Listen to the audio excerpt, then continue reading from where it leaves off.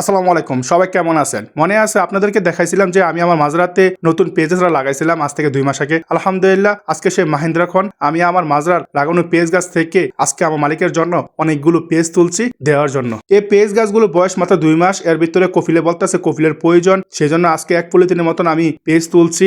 আমি যদি এগুলো আর 1 মাস পরে তুলি তাহলে কিন্তু এগুলো সাইজ অনেক বড় হবে। আমি আমার মাঝরাতে যত শাকসবজি চাষাবাদ করি না কেন আমার কফিলে কিন্তু আমার কাছে চায় না, আমি নিজের মতো খাইতে পারি, কফিলকে না দিলেও কফিল কিছু বলে না। কিন্তু আজকে সকালবেলা যখন কফিলে বলছে কফিলের পেজের প্রয়োজন তখন কিন্তু খুব আনন্দ লাগছে, সেজন্য আজকে ভাই যত্ন সহকারে অনেক তরতাজা অনেকগুলো পেজ তুলছি আমার কফিলকে দেওয়ার জন্য। আমি একটা কথা বলি, যখন এই পেজ গাছগুলো থেকে পেজ তুলছি তখন নিজের কাছে খুব আনন্দ লাগছে, কারণ অনেক কষ্ট কইরা এই পেজের চারাগুলো আমার মাঝরাতে লাগাইছি এই রোদের ভিতরে। এখন আলহামদুলিল্লাহ 2 মাস পরে ফলন একটা পাওয়া আশা করতেছি, ইনশাল্লাহ আর 1 মাস পরে সবগুলো পেজ তুলে ফেলবো। অবশেষে একটা কথা বলি, আমার এই ছোট কাজগুলো আপনাদের কাছে কেমন লাগে এই ভিডিও কমেন্ট বক্সে কমেন্ট করে জানাবেন।